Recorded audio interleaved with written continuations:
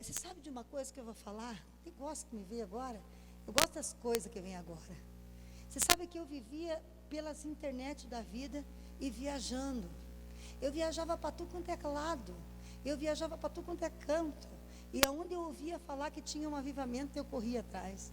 Aonde eu ouvia falar que tinha um mover de glória, eu corria atrás. Aonde alguém me dizia, aqui tem um pastor que prega muito sobre esse tema, e eu ia lá e ouvia tudo que aquele pastor falava. Mas sabe de uma coisa? É porque eu não tinha encontrado o meu pastor. Porque hoje, se eu estou na internet, eu estou escutando ele. Se eu estou lendo alguma coisa, estou lendo os livros dele. Sabe, a gente muitas vezes fica caçando, que querer conhecer tudo que todo mundo pensa, e às vezes a gente arruma uma confusão para a nossa cabeça, arruma uma bagunça para a minha cabeça.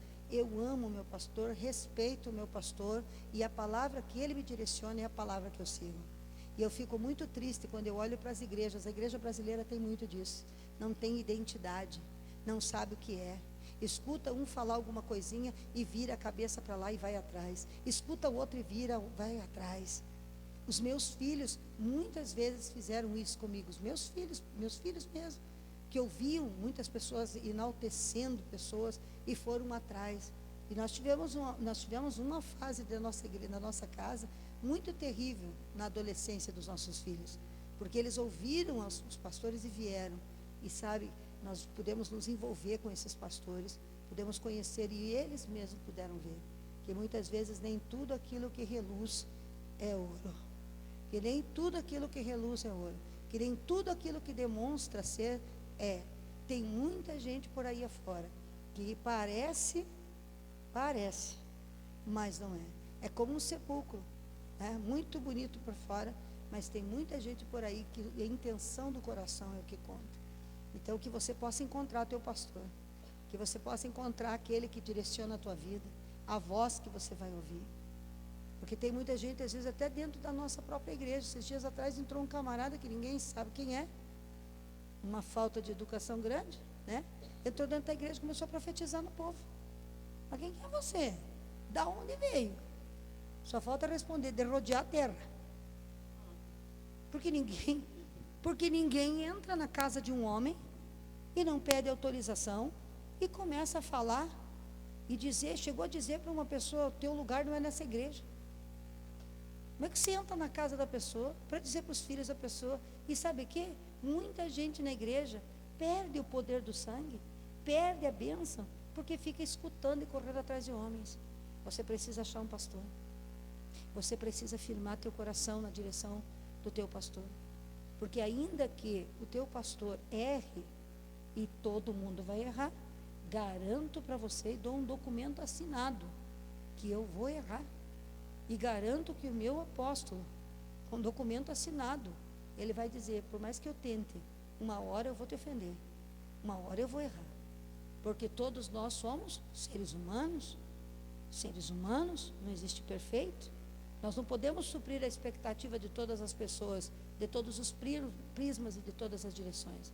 Mas eu sei que ele é um homem de Deus. Eu respeito a palavra dele. Eu não fico, por amor a ele, buscando coisas dentro da internet. Eu estudo. E ele disse, filha, o que você está pregando? Eu falei para ele, estou pregando aquilo que você está pregando. Você está pregando sobre o poder do sangue, papai? Eu estou pregando sobre o poder do sangue.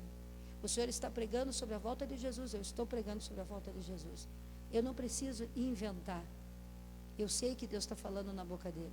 E claro que Deus me traz revelações e eu compartilho com ele. E Deus mostrou isso para mim. E todos nós o fazemos assim. Deus mostrou isso para mim, pai. Deus mostrou isso para ele. E ele pergunta sempre, filhos, o que vocês estão vendo? O que vocês estão vendo? Me façam saber o que você viu e sentiu na oração. Porque ele também escuta aquilo que nós falamos para ele. Nós somos uma família. Então, se você quer passar por essa tribulação que vai vir, quer passar por essas lutas que vão vir, esses problemas que o mundo vai passar, procure um pastor, uma liderança, que você possa ter uma direção da voz dele. Porque se você ficar de galho em galho, rolando, como é que diz aquele ditado, Miro? Pedra que muito rola, não cria lima. Não é verdade? E árvore que nós estávamos fazendo alguns transplantes de árvores aqui no sítio, tirando ela de um lugar e levando ela para outro, porque estava muito apertada, uma perto da outra, não tinha espaço para crescer. E o que acontece quando você muda uma árvore de um lugar para o outro? Ela murcha, cai as folhas, leva um tempo para ela brotar de novo, tem que ter um cuidado, tem que estar molhando. Aí o Dirley todo dia tem que ir com a mangueira molhar lá onde ela está, porque se não tiver um bom cuidado, ela não. Então a mesma coisa é a nossa vida. Se nós ficarmos indo de igreja a igreja, um dia eu estou aqui nessa igreja, a igreja da flor verde, e depois eu vou para a igreja das flores compridas, e depois eu vou para a igreja das flores redondas, e eu vou de igreja a igreja. Cada vez que eu sou arrancada de um lugar e plantada no outro lugar, eu quase morro. Há um tempo de consolidação, há um tempo de muito cuidado, e isso impede que o teu crescimento venha. Você sabe que você não deve ficar no lugar só porque tudo está bom no lugar. Às vezes Deus coloca você num lugar e é onde tem coisas ruins acontecendo. Sabe por quê? Porque talvez Deus esteja mostrando as coisas ruins, porque o propósito dele é levantar você para consertar, para estar junto. Nós queremos ser úteis e usados no reino. Por que toda vez que a gente começa a se incomodar com alguma coisa, a gente sai fora e vai embora? Você já imaginou? Se todas as vezes que eu começasse a tratar uma pessoa só porque ela não supriu a minha expectativa, eu jogasse ela fora, não tinha mais ninguém comigo. Não é verdade? Não tinha ninguém comigo. Equipe ministerial, então já não tinha nenhuma, já tinha mandado todo mundo embora. Agora, quando a gente vê uma pessoa imperfeita, quando a gente vê uma circunstância imperfeita, uma dificuldade, nós podemos dizer: usa-me a mim, Senhor. Mas o pastor não escuta, mas o líder não escuta, mas Deus escuta a tua oração, filho. Vai orar, vai cobrir de oração, vai clamar o poder do sangue, vai pedir ajuda a Deus para que ajude aquele teu líder, para que te dê sabedoria, para que você entenda. E às vezes você que não está entendendo, às vezes não está nem nada errado, é você que não está entendendo, é você que não está compreendendo. E é tempo de você firmar teu pé, é tempo de você parar de ser como uma folha que vai para lá e para cá, é tempo de você ter raiz, é tempo de você ter lugar para voltar para casa, é tempo de você saber onde é a tua casa, para quem você tem que gritar. É hora de você fazer isso, estabelecer raiz, aprofundar raízes. Amém? Porque eu posso dizer uma coisa: uma família, e Deus nos fez como família, é a base de todas as coisas. Nós temos a nossa família física, pai, mãe e filhos, mas temos que ter a nossa família espiritual. Nós precisamos ter a nossa família espiritual. Nós estávamos conversando com os meninos, teve um dos meninos que acabou tendo um problema com a polícia e foi preso, e depois que saiu veio para cá. Ele disse assim: pastora, você sabe que eu estava conversando com algumas pessoas que estavam presas, quem recebia mais visita, as pessoas que visitavam mais, eram os pastores, eram os líderes. Tem muitos aqui que foram presos, não é assim? Muitos pastores visitando, muitos líderes espirituais dando cobertura, muito pastor tentando salvar dentro da cadeia. É ou não é verdade, Jefferson? Você esteve preso, o Jansen passou por lá também. A família espiritual é presente em horas que às vezes a nossa família física não está. E se você não tem uma família espiritual para te socorrer, para lutar espiritualmente por você, se você não faz parte de nada, você não é ninguém. Então se firma. E não tem como você estar dentro de uma família. Olha o que Deus está falando hoje, não sei porque eu estou com a mensagem aberta aqui, vou falar alguma coisa, mas eu quero dizer isso: hoje é Santa Ceia. Cristo morreu para ser o nosso, para nos dar a salvação e nos fazer filho. Foi para isso que Cristo morreu. Ele morreu para que todos nós pudéssemos sermos feitos filhos de Deus. Concordam comigo, sim ou não? Sim. Cristo morreu para nós sermos filhos. Mas como que podemos ser filhos de Deus se nós não nos unimos com os outros filhos? Se nunca os filhos estão bons, se nunca nós conseguimos amar nosso irmão. Nós precisamos entender o que Deus quis fazer quando deu a Jesus por nós. Nós precisamos entender o que é uma família espiritual. Nós precisamos entender.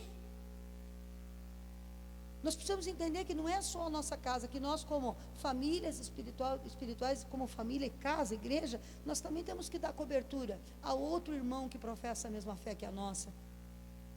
Cobrindo de oração, como o nosso presidente, que clama o nome do Senhor Jesus, que está nos altares dobrando o joelho, que está buscando a direção do Pai. Nós temos que orar por ele, é uma questão de família. Orar por ele é uma questão de família. Orar por aqueles, muitas vezes, deputados, vereadores. Ah, pastora, mas se o pastor, ele é um corrupto na política, Cristo, vergonha da nossa família. E é vergonha da nossa família, porque infelizmente o camarada é nosso irmão. É o irmão doente. Vocês nunca tiveram um irmão que tem problema com a justiça? Vocês nunca tiveram um irmão que tem problema de mau caratismo? Todos nós temos, mas alguém matou o irmão, cortou a cabeça dele, exterminou ele, disse que quando ele morreu, que Deus estava limpando a casa. Teve algum irmão que perdeu o irmão nas drogas, ou que e aí você chegou em casa e disse: mãe, graças a Deus, Deus está limpando a nossa casa. Alguém teria coragem de fazer isso para a mãe? Alguém teria coragem de dizer isso para o pai? Mas nós, toda vez que o nosso irmão cai, toda vez que o irmão da gente cai, toda vez que ele comete um erro, que ele senta, na jaca mesmo, põe o pé na jaca, se atola, faz coisa errada, ali naquele momento a gente quer, não é meu irmão não, não é meu irmão não, mas quando ele estava por cima, quando ele estava bem, ele era teu irmão. Que tipo de igreja nós somos? Que tipo de lealdade e fidelidade nós temos como igreja? Jesus, ele morreu para fazer uma família, e nós somos de fato, de verdade, uma família? Qual é o filho que dentro de casa todo mundo mais cuida? Qual é o filho que a mãe mais fica perto? Sabe qual é? Ou é o mais novo, que é o mais fraco, sim ou não? É o mais novo, que é mais fraquinho, que nasceu. Se a mãe não ficar o tempo todo com ele, ele vai morrer, porque ele não sabe comer, ele não sabe se limpar, ele não sabe se lavar. Então a mãe tem que dar toda a atenção para ele. E qual é? De repente tem mães que acabam deixando bebês com a avó, para cuidar do mais velho, porque o mais velho está com câncer. Então o filho doente e o filho fraco é aquele que a mãe dá mais atenção. O Júlio César dormiu segurando na minha mão até 12 anos de idade, porque ele parava de respirar, dormia agarrado na minha mão por muitos anos. Ele era o filho que mais exigia meu cuidado. Não é que eu não amasse os mais novos. Muitas vezes eu tive que deixar os mais novos com a família para correr com o Júlio para o hospital. Muitas e muitas e muitas e muitas vezes.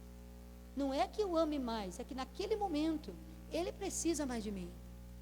Aquele momento ele necessitava mais de mim, por causa da fragilidade da sua vida. A vida dele precisava do meu cuidado. E nós como igreja, quando o nosso irmão começa a ficar doente espiritualmente, o Júlio ficou doente do pulmão, o nosso irmão espiritual fica doente espiritualmente. Ele começa a pecar, ele começa a se meter em buraco, ele começa a ir fuçar no lixo do inferno. Nós abandonamos, nós deixamos. E quando eu falo assim, eu falo como igreja, porque não tem como. Gente, eu falo para você da parte de... Eu sou uma pastora extremamente dedicada. Eu trabalho para Jesus 24 horas por dia. Quem está comigo sabe disso. Eu atendo até 3 horas da manhã. Meu marido foi dormir 15 para as 3, eu fiquei atendendo um discípulo meu até 3:30 da manhã. Não aguentava mais. Disse: filho, eu vou ter que descansar, que amanhã cedo eu tenho que sair 7:30 da manhã daqui. Eu sou presente no reino, mas não existe, é desumano pensar que o pastor vai dar conta. Tem como dar conta? Está aqui a minha cunhada, a pastora Genilda. Quantas vezes eu vou na sua casa? Não vou. Raramente eu apareço lá. E quando apareço lá, é para filar uma boia na hora do almoço, na correria, correndo. Almoçamos juntos e saímos correndo. Eu não vou. Na casa dos meus filhos, está aí o Samuel, está aí o Júlio. Eu tenho tempo com eles quando eles vêm para cá e ficam junto comigo no meu trabalho, porque eu trabalho. Às vezes deixo eles brincando e vou atender um menino, atender uma família, atender um pastor, telefonar para alguém. Não existe possibilidade de um pastor atender 600 pessoas, 500 pessoas. Sabe por que eu estou falando isso? Eu estou falando porque nós, como cristãos, precisamos vestir a camisa e nos tornarmos discípulos de Cristo. E em vez de falar mal do nosso pastor, porque o nosso pastor não foi na casa, porque o nosso pastor não visitou, nós estarmos como irmãos, ajudando a cuidar dos irmãos doentes, dos irmãos que estão perdidos, dos irmãos que estão afastados, porque senão a morte de Cristo não tem sentido e o sangue de Cristo não tem validade, se nós não entendermos o que é ser família. Se nós não compreendermos o que é verdadeiramente amar as pessoas como família. Jesus disse: dou o poder de ser recebido como filho de Deus a todos quanto me receberem como Senhor da sua vida. E se o irmão recebeu e caiu, é nossa função restaurar, é nossa função orar por ele, é nossa função jejuar por ele, é nossa função telefonar. E quando ele disser: a pastora não veio, que você possa dizer assim: mas Deus me enviou aqui. E eu estou falando com você em nome de Jesus, e nos conectar, um pastor auxiliar vai. Mas tem outra coisa que acontece na igreja, que muitas vezes quebra essa comunhão. Sabe o que é? Se não for o pastor titular que vá, pode ir, a pastora Genilda pode ir, a pastora Andréia pode ir, o pastor Kleber pode ir, o pastor Azaf pode ir, o pastor Eudes, estou profetizando para o Eudes aí, pode ir o pastor Eudes, pode ir o pastor Raulitz, Raifran, e todos os obreiros, discípulos da pastora, pode ir na casa dele, pode ir, porque eu sei que vão, porque eu mesmo peço para ir. Eles estão aí, eles sabem disso. Eu estou sentindo falta daquele. Vai lá, Genilda, vai atrás daquele. Andréia, vai atrás daquele outro, por favor. E às vezes eu libero 4, 5, 6 no mesmo dia. Mas eles dizem que eu abandonei. Eles dizem que eu abandonei. Porque eles querem que eu vá atrás. E nós precisamos entender. Nem que queira. Eu tenho 700 pessoas hoje dentro da igreja.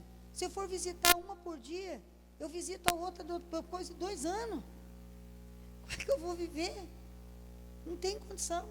Por isso nós temos que aprender a respeitar outras pessoas e entender que somos irmãos e precisamos viver essa irmandade e esta lealdade no meio da igreja.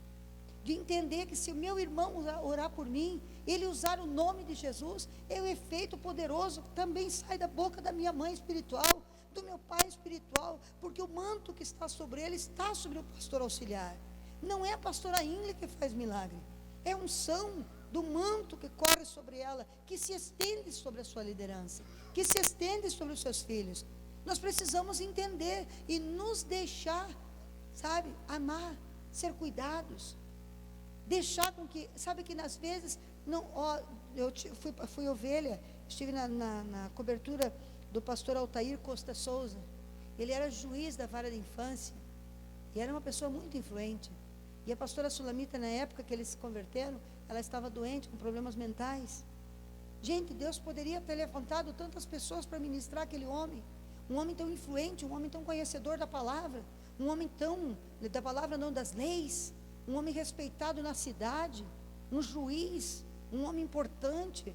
Deus poderia ter levantado qualquer pessoa. Sabe quem é que Deus usou para ministrar o seu coração? O faxineiro, o zelador do prédio. Foi o zelador do prédio, o instrumento que Deus enviou. E por que muitas vezes nós andamos na arrogância, na soberba? Porque é soberba achar que só a pastora titular pode nos curar. É soberba. Às vezes Deus pode usar um zelador, Deus pode usar uma criança, Deus pode usar quem quer que seja.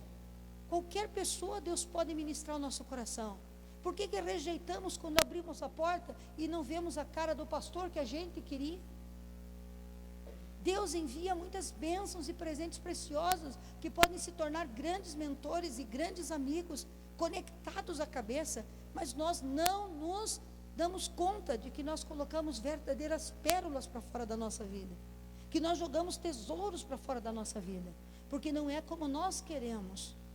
Queriam o pessoal da Manai, eu vivo com eles aqui durante 8, 9 meses, os que estão terminando, essa turma que está aqui está terminando, alguns com 7 meses, outros com 8 meses, outros com 9 meses, e eu digo para eles: filhos, quando vocês saírem daqui, eu não vou poder estar correndo atrás de vocês, e aí vão se sentir abandonados.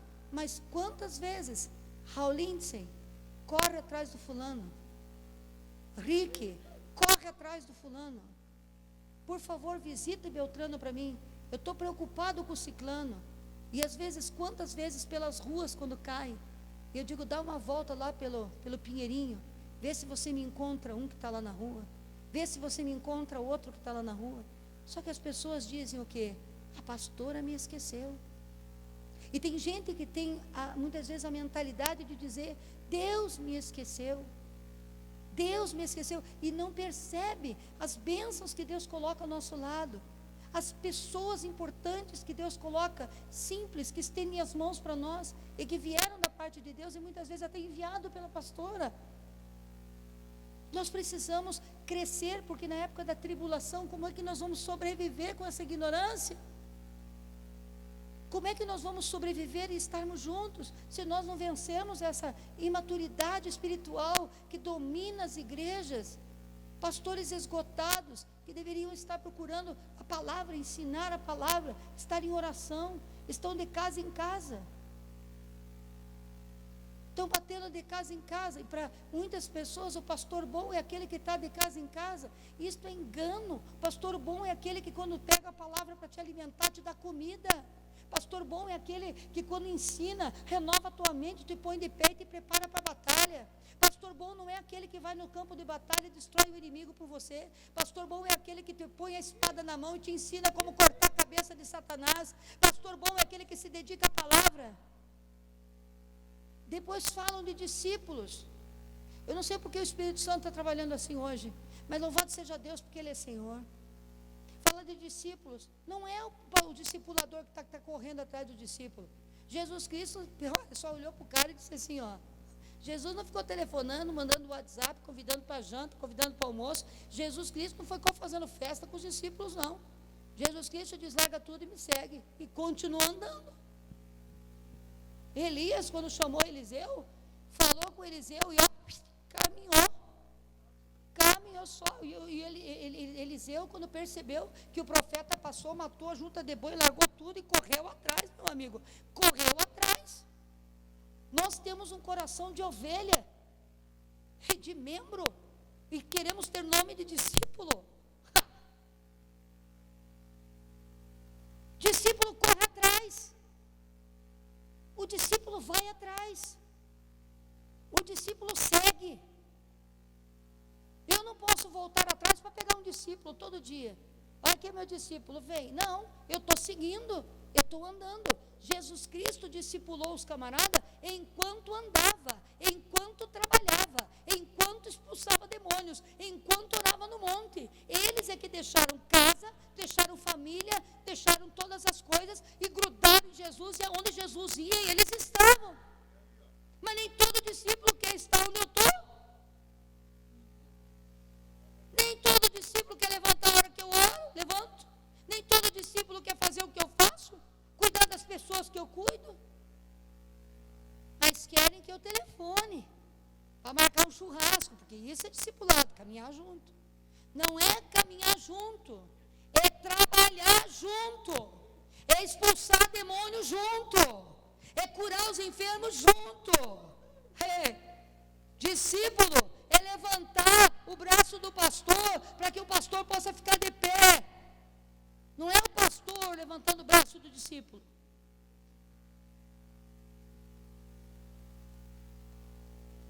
Quem carregava a mala de Moisés? Josué. Aonde Moisés ia, Josué corria atrás. Ele subia no monte, Josué subia atrás. Não podia subir até o monte, no meio, ficava no meio. Mas a primeira pessoa que Moisés encontrava no caminho era Josué. Se fosse um dos discípulos dos dias de hoje, por que me largou aqui 40 dias? Por que não me levou lá para cima? Não tem consideração comigo. Eu carrego a tua mala, eu carrego a tua água, eu fico do teu lado. Quando é que você vai me valorizar? Eu dei a minha vida. Sangue de Jesus tem poder. Cristo não morreu para ter esse tipo de discípulo. Tem muitas pessoas da igreja que não conseguiram ler meu livro. Não leram. Mas querem comprar o livro do outro. Nós precisamos mudar para que venha sobre nós a autoridade do nome, do sangue do Cordeiro e que nós possamos ser efetivos naquilo que nós precisamos fazer. Nós precisamos ser efetivos. Nós temos que tomar a ceia da comunhão. Ei, olha aí onde Deus quer chegar. Nós precisamos tomar a ceia da comunhão, a ceia do corpo de Cristo. O meu braço não pode estar conectado em outro ombro. Minha perna não pode estar conectada em outro corpo. Como é que eu vou contar com a minha mão se ela está no outro ombro? Como é que eu vou contar com meus olhos se está conectado em outro pescoço? Como é que nós vamos fazer com que o avivamento dos últimos dias venha sobre a igreja se não existe um corpo? Você parou para pensar? Aonde está teu braço? Está lá no ombro do Alisson. Eu preciso do meu braço, mas agora ele está lá no ombro do Alisson. Eu preciso da minha boca, porque muitas pessoas na igreja são a boca do pastor, mas o que estão fazendo? Estão lá no pescoço do outro, repetindo as palavras do outro, mas não as tuas. Que corpo de Cristo doente, enfermo nós temos? Porque nós temos necessidade sempre na vida de valorizar aquilo que está fora da nossa casa. Quem é que entende o que eu estou falando? Às vezes nós temos pessoas que depois da sua morte serão chamadas de herói e que estiveram dentro da nossa casa e ninguém percebeu. A maioria dos mártires do tempo passado, dos grandes homens do século passado, só foram reconhecidos depois que morreram, porque enquanto eram vivos não tinham valor. Depois que eles morreram, que foram vistos, que obra que ele fez, que trabalho que ele fez, que unção que ele tinha. Ele escreveu o livro, daí começaram a ler os livros. Por que nós só valorizamos aquilo que perdemos? Deus está falando conosco. Deus está falando conosco. Nós temos uma ceia nessa noite. Há uma comunhão com o sangue, e o sangue tem que correr no corpo, mas o corpo tem que estar conectado. Há uma comunhão com a carne de Cristo. E existe uma ordem para que nós possamos marchar em unidade e largar as coisas de menino. Ei, só o meu rosto pode chegar. Eu não posso enviar minha mão. Eu não posso enviar outra mão. Eu não posso enviar uma palavra. Quantas pessoas foram visitadas, que as pessoas que foram visitar disseram, a pastora mandou dizer que está orando por você e que Deus tem um projeto com a tua vida, volta para a igreja. Mas sabe o que soa no ouvido das pessoas? Ah, nada, o cara está falando isso só para agradar a pastora. Porque de fato e de verdade não acreditam que você pode enviar uma mão, você pode enviar um braço, você pode enviar uma voz. É ou não é verdade? E nós precisamos, querido, romper com isso. Porque nós não vamos poder estar em todo tempo. Não tem como. Olha para mim, igreja, vocês estão aqui, olhem para mim. O pastor não vai poder estar em todo tempo, em todo lugar. Nem sempre vai estar perto de você. Queremos que a igreja cresça. Quanto mais a igreja cresce, mais a gente vai ficando distante. Não é porque quer ficar distante, é porque não consegue estar próximo. Por causa da demanda do trabalho que é muito alta. Olha para mim. Quem está entendendo o que a pastora está falando? Quem está entendendo? Corre atrás. Corre atrás. Eu estou fazendo uma grande obra. Eu não posso parar. Quem eu discipulo, quem está fazendo comigo a obra? Eu não vou poder ir lá na casa da pessoa, sentar, assistir uma sessão da tarde, ter comunhão com ela, porque eu não tenho tempo para isso. Quer conversar comigo? Venha enquanto eu estou trabalhando. Meu pai trabalha e eu trabalho o tempo todo. Quando é que vocês me veem deitada, meninos? Nunca, trabalhando o tempo todo, correndo para cá, criando, sentada muitas vezes, ministrando pastores, ministrando líderes, vídeo. Eu tenho trabalhado o tempo todo. Quer estar comigo? Vem trabalhar comigo. Vem caminhar. A pastora Genilda aprendeu como? Eu fui lá na tua casa te ensinar, você me seguiu. Seguiu. E quem vem e segue, o manto se estende. E sabe o que Deus está falando? Deus está falando isso aqui, ó. Presta atenção, hoje é Santa Ceia. Dia 16 muda o ciclo. O que Deus está falando? Chega de ser membro, chega de ser criança e chega de ser órfão. A orfandade é uma decisão. Nós temos uma família, precisamos entrar nela. Precisamos respeitar os nossos pais. Precisamos respeitar nossos pastores. Comer a comunhão do sangue, comer a comunhão do pão e caminharmos juntos. E caminharmos juntos. Precisamos entender o que Deus está dizendo para nós. Amém? O sangue de Cristo foi derramado, mas a oração de Jesus um pouco antes, qual foi a oração de Jesus um pouco antes dele ir para a cruz? Um pouco antes dele ser preso. Foi o Evangelho de João, capítulo 17, não era isso que eu ia pregar, mas vou para lá. João, capítulo 17. Vamos ver se eu acho que eu ia falar sobre João 11, 25, sobre a ressurreição e a vida. Mas agora estamos em João 17. A oração de Jesus intercessória. Versículo 20 do capítulo 17. Você tem que ler o capítulo 17 inteiro. Meninos, leiam o capítulo 17 inteiro. Mas aqui está escrito: não rogo somente por estes, mas também por aqueles que pela palavra hão de crer em mim. Esses somos nós. Para que todos sejam um. Como tu, ó Pai, és em mim, eu em ti, que também eles sejam um em nós, para que o mundo creia que tu me enviastes. E para que nós sejamos um, ele continua orando, dizendo: eu dei-lhes a glória que eu tinha e que o Senhor me deu, para que sejam um como nós. E a glória de Deus é o sangue do Cordeiro que nos unifica. Mas para isso nós temos que trocar as vestes para esta ceia. É uma ceia de troca de vestes. É uma ceia de mudança de posicionamento. Qual é a roupa que você está vestido? Será que você está vestido com uma roupa de discípulo, de soldado, que está disposto a ficar de olho para onde teu Senhor está se movimentando para você servi-lo? Que está precisando, pastora? Quer que te ajude, pastora? Quer que eu faça isso aqui, pastora? Estou fazendo isso por você, pastora. E o discípulo é aquele que provoca. Ele vai provocando, porque ele vai servindo, ele vai correndo atrás. Se eu estou fazendo ovo de chocolate, o discípulo está vendendo. Se eu estou libertando os demônios, os discípulos estão segurando. Expulsando. Se eu estou orando para a restauração de famílias, os discípulos estão intercedendo. Eles estão aonde eu estou. E eles estão se oferecendo para estar. Para falar a verdade, você sabe de uma coisa? O convite a gente faz uma vez. Aceitar o convite é nós que aceitamos e que seguimos. Deus quer pessoas que sigam a Ele, que sigam seus propósitos, que sirvam o seu propósito, que façam o trabalho. Tem gente que anda comigo todo o tempo, porque está fazendo comigo. E Deus está chamando muita gente que está aí me assistindo na telinha, que está comigo até agora.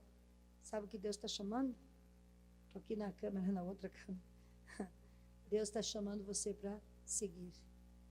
Deus está chamando você para tirar a roupa de criança. Deus está chamando você para que você se levante e entenda que essa igreja machucada, que esse irmão teimoso, que esse cabeçudo, que esse aí que vive de panelinha é teu irmão, e que você não pode festejar a morte dele porque teu pai vai ficar muito triste. Que ele precisa de você, que eu preciso de você, que Cristo está contando com a nossa unidade. Ele orou para que sejamos um, e nós podemos amá-lo por causa da glória que está em nós, que nos foi dada antes da fundação do mundo, que Cristo veio para consolidar e nos entregar no tempo cronos aquilo que Ele já nos deu na eternidade, porque Ele já tinha morrido por nós antes de nascer. Ele já tinha dado todas as condições que nós precisamos antes de nascer. O sangue que Ele derramou é o sangue que nos une, é o sangue que nos protege. O sangue que está correndo em mim está em você, André. O sangue que está correndo em mim está em você, Rafael. O sangue que está correndo em mim está na pastora Gililda. Está no Jefferson. Está em nós. É o sangue do Cordeiro, do pacto e da aliança. Para que nós sejamos o mesmo corpo, andamos no mesmo espírito e caminhemos na mesma direção. Ei, olha aqui para mim. Ei, olha aqui para mim. Hoje é um dia de ceia. E eu vou ministrar a ceia agora. Hoje é um dia de pacto. E eu vou ministrar esse pacto agora. Escute o que a pastora está dizendo. Vamos mudar as nossas atitudes. Vamos deixar que o corpo de Cristo se una. Vamos deixar que o poder sobrenatural de Deus nos una. Vamos deixar que a gente possa fechar as brechas que estão ao nosso redor, para que nós sejamos fortes nas crises, nas lutas, nas batalhas, como uma família. Eu quero o meu braço no meu ombro. Eu quero a minha perna no meu quadril. Eu quero a minha boca, no meu rosto. Eu não quero a minha boca no rosto de outro pastor. Eu não quero o meu ouvido. Aquele que Deus me deu para me ouvir e para se transformar em alguém que vai fazer as mesmas coisas que eu faço. Ensinar, discipular, ser como eu quero ser igual ao meu apóstolo. e nós fazemos uma cadeia de crescimento. Eu não quero ele ouvindo aquilo que eu não estou ouvindo. Eu não quero ele falando aquilo que eu não estou falando, porque minha boca não pode falar o que o ouvido do outro escutou. Quem está entendendo? Quem está entendendo? Quem está entendendo?